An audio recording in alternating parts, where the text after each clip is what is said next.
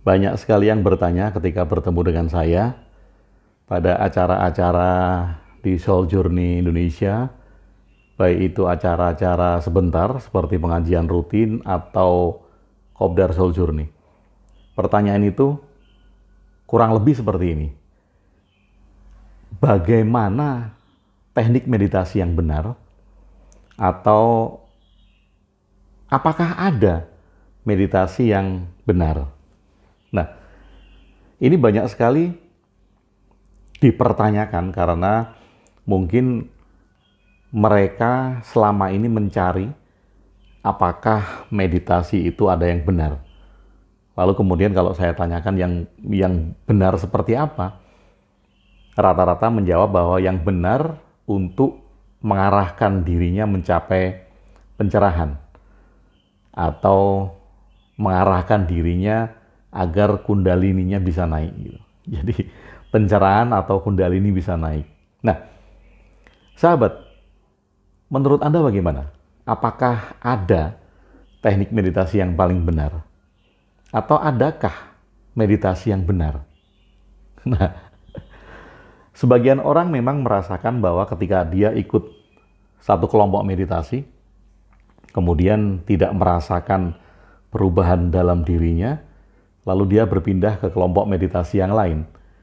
Dan kemudian di kelompok yang baru, biasanya dia menjelek-jelekkan kelompok lamanya.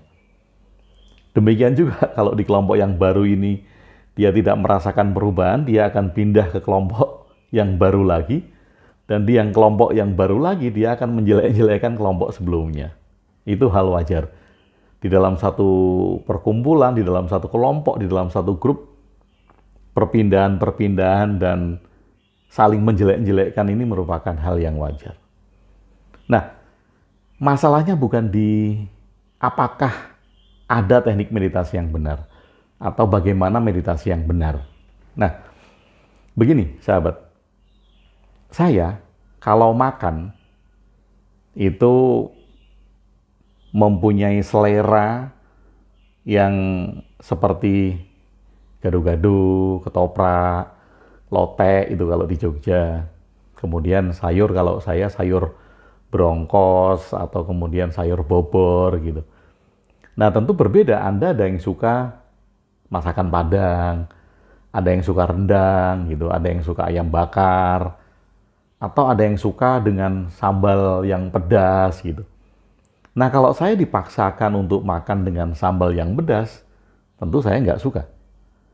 Anda yang suka dengan daging, lauknya harus ada daging gitu. Kemudian kalau makan gado-gado tentu nggak suka, walaupun Anda makan, tetapi mungkin nggak suka. Nah, dari hal ini saja kita bisa belajar bahwa kita mempunyai selera yang berbeda. Hal itu sama dengan pada saat saya mau tidur. Saya mau tidur, maka saya mandi. Walaupun pagi sudah mandi gitu, siang kalau gerah mandi, sore mandi. Kalau mau tidur saya mandi. Tapi ada orang yang kalau mau tidur nggak mandi. Karena dianggap tadi sore sudah mandi dan itu mewakili mandi malamnya. Nah, tentu kalau orang yang tidak terbiasa mau tidur mandi, kemudian diminta mandi, tentu ada perasaan terpaksa. Terpaksa melakukan hal itu. Nah, seperti cara duduk. Saya kalau duduk terbiasa dengan punggung tegak, walaupun ada senderan. Kalau saya setir mobil juga, saya tidak suka recline yang terlalu ke belakang. Kalau recline terlalu ke belakang, pasti saya akan kedepankan, sehingga tulang punggung saya tetap tegak pada saat duduk. Itu kebiasaan saya, tetapi saya melihat teman-teman saya ketika setir mobil, recline-nya agak ke belakang. Jadi menurut dia itu adalah posisi yang nyaman, yang santai. Nah, bagi saya posisi tempat duduk tegak itu adalah nyaman bagi saya. Tapi bagi teman saya, agak ke belakang itu adalah nyaman bagi dia. Nah, tentu kalau teman saya paksa kalau sopir mobil harus dengan tempat duduk yang tegak, dia pasti akan sangat terpaksa sekali dan nggak nyaman. Nah, karena itulah sahabat, untuk memandang meditasi, teknik meditasi yang paling tepat atau meditasi yang paling benar, tidak ada. Nggak ada. Kalau Anda hanya tidak puas karena tidak merasakan manfaat, kemudian pindah, tidak merasakan manfaat, kemudian pindah, itu bukan salah meditasinya, tetapi salah harapan Anda. Ada beberapa orang yang datang ke Soul Journey Indonesia hanya karena pengen kaya. Dengan perubahan-perubahan finansial di dalam hidupnya. Jadi meditasi diharapkan dia pengen kaya. Karena menurutnya mungkin kalau dia melakukan meditasi, dia bisa mengatur alam semesta, bisa mengatur energi, kemudian bisa mengattract uang. Jadi diharapkan meditasi itu bisa merubah kehidupan finansialnya atau kaya. Nah, bagi orang-orang ini yang kemudian berbulan-bulan tidak kunjung kaya juga, tidak ada perubahan finansial juga, tentu saja kecewa dengan Soul Journey Indonesia. Karena harapannya dia bermeditasi di Soul Journey, dia menjadi kaya. Tetapi harapan itu tidak terpenuhi, karena ketika dia bermeditasi dan dia tidak menjadi kaya. Nah, kecewa. Karena kecewa, maka kemudian dia meninggalkan kelompok, meninggalkan Soul Journey Indonesia. Kasus-kasus seperti ini banyak dan terjadi dimanapun juga. Dia kecewa bukan karena meditasinya, tetapi karena harapannya sendiri. Pada saat dia bergabung dengan satu kelompok, dia membawa satu harapan. Dan ketika harapannya tidak terpenuhi, maka kemudian dia akan mencari kelompok grup lain yang dia merasa bahwa itu bisa memenuhi harapannya. Kalau grup yang baru ini kemudian tidak memenuhi harapannya lagi, dia akan keluar lagi. Mencari grup yang baru lagi yang bisa memenuhi harapannya. Kalau grup yang baru nggak ada, nggak bisa memenuhi harapan, dia akan cari terus. Sampai kemudian entah harapannya terpenuhi atau tidak. Nah, ada orang yang di dalam kehidupannya memang tidak merasakan cinta kasih sayang, keakraban, persahabatan gitu. Kemudian dia bergabung dengan satu kelompok. Harapan yang dia cari adalah keakraban itu. Keakraban, kekeluargaan, kemudian persahabatan. Karena mungkin di dalam hidup-hidupnya sebelumnya dia tidak mendapatkan itu. Kesepian gitu. Nah, ketika dia tidak mendapatkan hal itu juga di dalam kelompok yang diikuti, kemudian dia mengatakan bahwa meditasinya tidak berpengaruh terhadap orang-orang yang menjalankan meditasi. Karena dia anggap orang-orang yang menjalankan meditasi itu tidak memberikannya rasa persahabatan. Nah, ini sama juga. Dia kecewa bukan karena meditasinya, dia kecewa bukan karena teknik meditasinya. Dia kecewa karena harapannya sendiri. Dia berharap sesuatu, mempunyai ekspektasi yang ingin didapatkan dan nggak dapat, dia kecewa. Kecewa karena harapannya. Kemudian dia pasti akan keluar dari satu kelompok ke kelompok yang lain, ingin memuaskan harapannya, kemudian entah dapat atau tidak. Kalau dia dapat, ya dia akan di sana. Kalau dia tidak dapat, dia akan keluar lagi, demikian seterusnya. Karena yang dicari adalah pemenuhan harapannya. Sahabat, kalau masing-masing dari kita tidak bisa dipaksakan dan tidak bisa disamakan. Gaya saya makan nggak bisa disamakan dengan Anda. Gaya saya mengendarai mobil nggak bisa disamakan dengan Anda. Gaya saya bicara tidak bisa disamakan dengan Anda.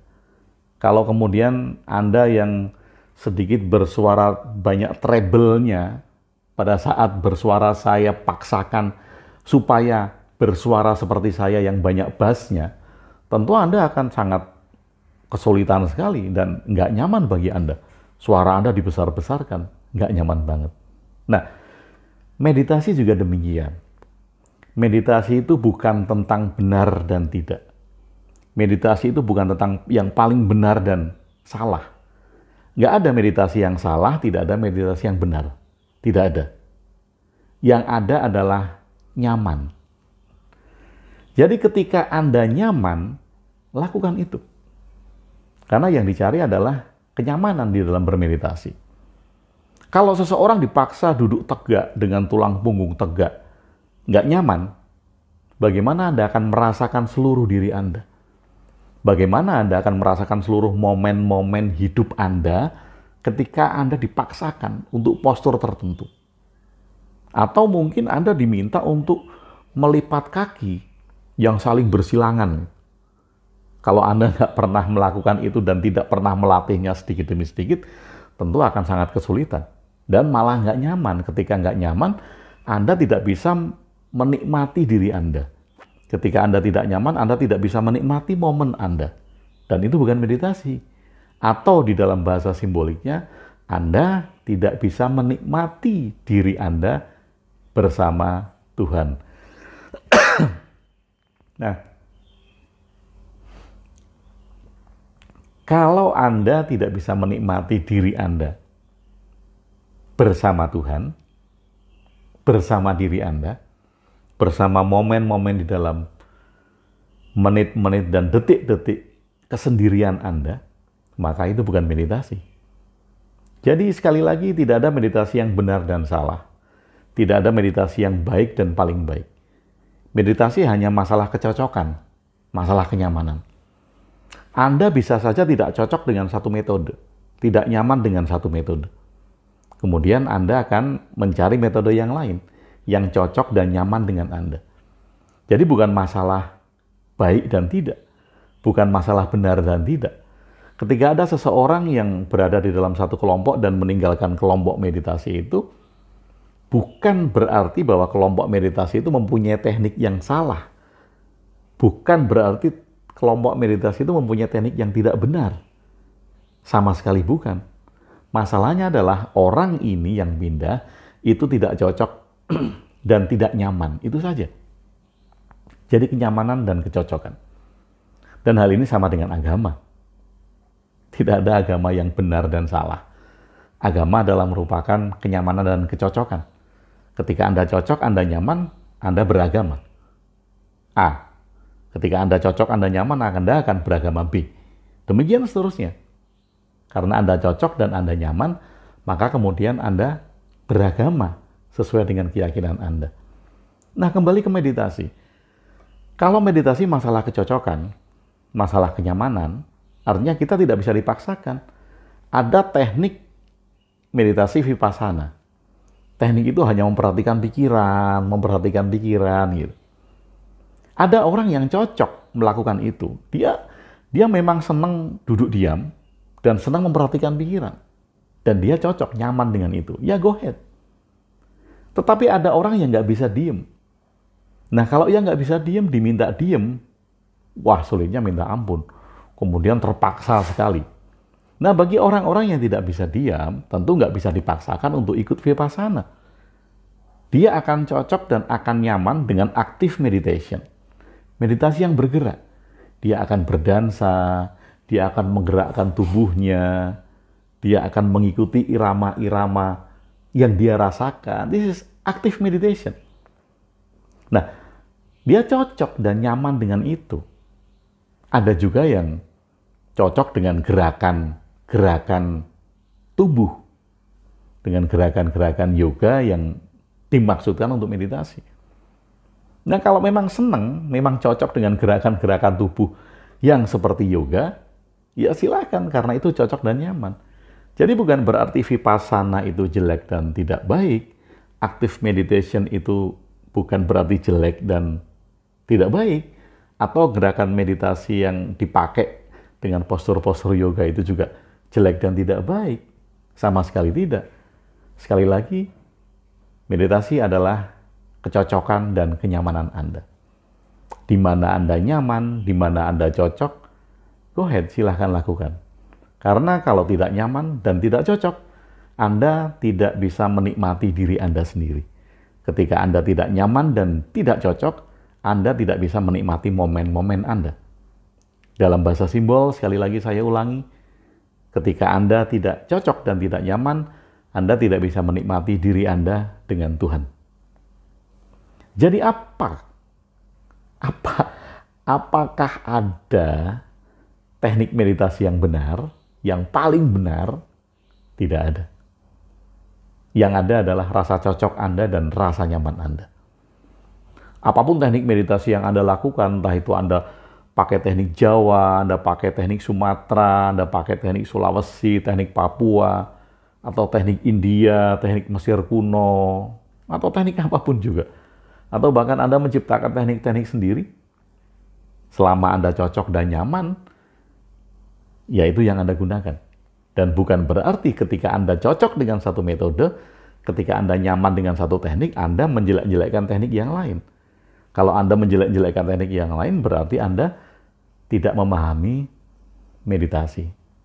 Karena ketika Anda menjelek-jelekkan teknik yang lain, sama saja bahwa Anda tidak memahami bahwa manusia tidak bisa diseragamkan. Lalu Kundalini, banyak yang berpikir bahwa meditasi itu akan bisa menaikkan Kundalini. Lain kali saya akan bicara banyak tentang Kundalini, tetapi saat ini secara singkat begini. Banyak yang menyalahartikan bahwa panas tubuh atau ada aliran-aliran listrik di tulang punggung ketika Anda melakukan teknik meditasi apapun, itu dianggap sebagai kenaikan Kundalini. Sebetulnya ini adalah hal yang sangat fisika sekali. Ini adalah fenomena fisika, panas tubuh Anda meningkat, ada aliran listrik yang terasa, ini adalah hal yang sangat biasa sekali dan itu bukan Kundalini. Bukan Kundalini. Panas tubuh kita di dalam bahasa Sanskerta akan dipanggil dengan istilah Kandali. Dan Kandali ini yang di Indonesia disalahartikan sebagai Kundalini. Ketika panas tubuh Anda meningkat karena Anda mengatur nafas, kemudian Anda memegang orang lain dan orang lain terasa panas, Anda menganggap bahwa Kundalini Anda bangkit. Atau kemudian ketika ada aliran listrik electrical kecil di jari-jari Anda, atau menjulur di tulang punggung Anda sampai ke batang otak belakang, Anda mengira bahwa itu adalah kenaikan Kundalini. Bukan. Itu hanya sensasi fisika di dalam tubuh Anda, di mana ketika Anda semakin hening, mengatur nafas semakin pelan, panas tubuh Anda akan meningkat. Dan Anda akan mudah merasakan electrical di dalam diri Anda yang memang kita mempunyai electrical di dalam sistem tubuh kita. Jadi itu bukan Kundalini. Ini adalah Kandali, panas tubuh. Nah, Kundalini ini bisa dimetaforkan sebagai potensi. Jadi kalau orang Kundalininya sudah naik, itu artinya bahwa orang tersebut sudah menemukan potensi dirinya. Kalau Kundalininya naik, potensi dirinya ketemu, tentu dia tidak akan khawatir dengan apapun. Sudah tahu potensinya kok. Tidak khawatir dengan masa depan, karena dia tahu potensinya. Tidak khawatir dengan hari-harinya, karena dia tahu potensinya. Dan tahu persis apa yang harus dilakukan setiap hari, setiap momen dalam kehidupannya. Jadi tidak ada urusannya Kundalini itu dengan kesaktian, dengan panas tubuh, dengan electrical, dengan penglihatan cahaya, dengan penglihatan yang tidak tampak, atau bahkan kemudian yang diartikan sebagai mata ketiga, atau otak tengah, gitu. Atau bahkan kemudian pembuktian yang itu sebetulnya adalah trik-trik sulap yang dilakukan. Ketika mata Anda ditutup, Anda bisa memegang barang, Anda bisa menyebutkan barang di depan Anda, bisa menulis sesuatu, bisa mengendarai motor dengan mata tertutup, dan itu dipakai sebagai pembenaran kebangkitan Kundalini. Ini sangat bodoh sekali karena aksi-aksi sulap seperti itu banyak dipergunakan oleh oknum, saya katakan oknum, untuk mencari keuntungannya sendiri. Nah, sahabat, sampai di sini saya berharap bahwa tidak ada yang menyalahkan lagi teknik-teknik yang Anda lakukan sebelumnya, yang Anda rasa tidak membawa manfaat bagi Anda. Bukan tekniknya yang salah, tapi harapan Anda yang salah. Karena Anda berharap terhadap sesuatu yang tidak tepat. Harapan Anda seharusnya, kalau Anda mau kaya, uang datang kepada Anda, ya berlatih bisnis. Berlatih penjualan, Anda punya produk yang kemudian Anda jual. Bukan kemudian Anda belajar bermeditasi sehingga harapan Anda bisa mengatur alam semesta untuk mendatangkan uang. Harapan Anda yang salah. Jadi, sahabat, mari kita tidak saling menyalahkan karena tidak ada teknik meditasi yang paling benar, Tidak ada teknik meditasi yang salah dan benar, tidak ada teknik meditasi yang tepat dan tidak. Sekali lagi, meditasi adalah masalah kecocokan dan kenyamanan. Ada orang yang cocok dengan teknik A, tapi ada orang yang cocok dengan teknik B. Ada orang yang nyaman menggunakan posisi A, ada orang yang nyaman menggunakan posisi B. Ada orang yang senang dengan situasi atau aura di dalam satu kelompok. Ada juga yang tidak nyaman dengan situasi dan aura di satu kelompok. Dan sekali lagi itu bukan tentang baik dan buruk. Itu adalah tentang nyaman dan tidak nyaman, cocok dan tidak cocok. Jadi dari sekarang, mari kita pandang ini lebih jernih sehingga kita bisa melakukan dengan hal-hal yang positif, bahwa apapun yang kita lakukan, apapun yang kita kerjakan, apapun yang kita implementasikan di dalam meditasi bukan tentang baik dan benar, bukan tentang salah dan tidak salah. Ini hanyalah masalah kecocokan dan kenyamanan Anda. Temukan hal-hal yang cocok dengan Anda, temukan hal-hal yang nyaman dengan Anda, dan itu menyenangkan bagi Anda, kemudian silahkan lakukan. Semoga membawa manfaat bagi Anda. Sahabat ruang diri, terima kasih sudah bersama saya Agung WB. Salam cinta dan bahagia.